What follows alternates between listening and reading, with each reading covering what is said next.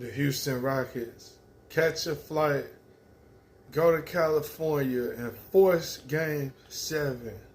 Yes, if you were under a rock last night, or if you were passed out drunk, or just partying it up like a mud, in any kind of way, happened to miss the game, that's what happened. This is not a drill. The Houston Rockets went out there and defeated the Warriors in Game 6 on their floor in Golden State.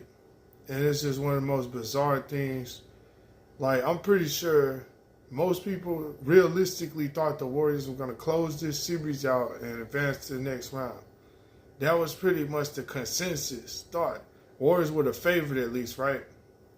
Despite them being the lower seed, by the way. The Rockets were the second seed in the West this year, to remind people. Pretty sure a lot of y'all didn't forget. But yeah, so I want to say, before I get to the numbers, we're going to get to the numbers real quick. We're going to unpack some of this action really quick and get out of here. So, but before I get to the numbers, I want to say, in my opinion, this was one of the worst coaching displays I've ever seen on any level of basketball. You might say, ZAM, why you say that? This is why I say that. Because in the second half, the Rockets went with this two-center lineup, this big man lineup, and it drove me absolutely freaking crazy because Steve Kerr ass was still playing small ball. Houston ran out there with Sengun and Steven Adams on the floor the majority of the second half. Talk about not subbing them how the Lakers did. The Rockets kept them two in there most of the freaking game, dog. Steven Adams and Sengun, they were getting offensive rebounds all day. Second chance points, it seemed like all day. If only they did it a couple times. Those couple times were enough to keep the Rockets within rhythm to continue to whoop the Warriors' ass. It looks like this game was closer than what it was. This game was not close. It damn near was the Rockets were finna blow the doors off their ass. They just didn't need to. They pulled the starters, and the bench let the Warriors bench come back in like it did the other night. So two of these games look way better than it should. The Warriors got stomped for two of these games. They were up 3-1, which is incredible. Now we have, and think about this. Remember, didn't the Warriors do this before? Weren't they here before? Wouldn't you know? Their ass blew the 3-1 lead in the finals. To the Cavaliers. So here they are again, getting ready to blow this lead. And it's like, come on, man. But the thing about it, the Rockets, the Warriors, I mean, all of their points are so difficult. And I think they're realizing it now. Because they don't have an easy bucket system. And Steve Kerr ass did not change the lineup. He stayed playing small ball, and they have two centers on the court. This fool kept playing small ball. He kept putting Draymond at the 5, Jimmy at the 4, versus two 7-footers. Are you stupid? And you're continuing to press that lineup throughout the game. Come on, man. All right, so Van Fleet, 29 points, 6 of 9 from 3. Oh, my God. Oh, my God.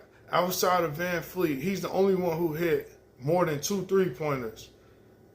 Jalen Green hit 1 of 6. Nobody else in the starting lineup even made a 3-point shot. Are you kidding me? Jalen Green 1 for 6. He had a mediocre night, to say the least. That's being generous. 12 points, 3 assists, 5 rebounds. But that was not the 12 points. They needed more than that from him. 3 of 11 for the field, 1 of 6 from 3, 5 of 6 from the free throw line, though. That kept some life in your game, at least, I guess. 3 starters, 0 for 2, 0 for 3, 0 of 1. None of them even hit a 3, and that's 3 starters. Van Fleet, though, 6 of 9 from 3, sniping. 9 of 9 from the free throw line, 8 rebounds, 8 assists. Man, he is going crazy right now. I can't believe it. Steven Adams off the bench, 4 of 4 from the field, 9 of 16 from free throw line. He has to get better with that. 17 points off the bench, 5 rebounds. 3 of them offensive for Steven Adams. I'm telling you, 3 offensive rebounds out of his 5 for Steven Adams. Crazy, man. Let me see how many. Sengun had 3 offensive boards. Oh, and when you know, Almost all of the starters for the Rockets have an offensive rebound. How about that? And Sengun has 3. And Adams has 3. And 4 of their 5 starters for the Houston Rockets have an offensive rebound. You're not going to win games like that, man. You're going to lose when the other team has numbers like that. So here's the Warriors.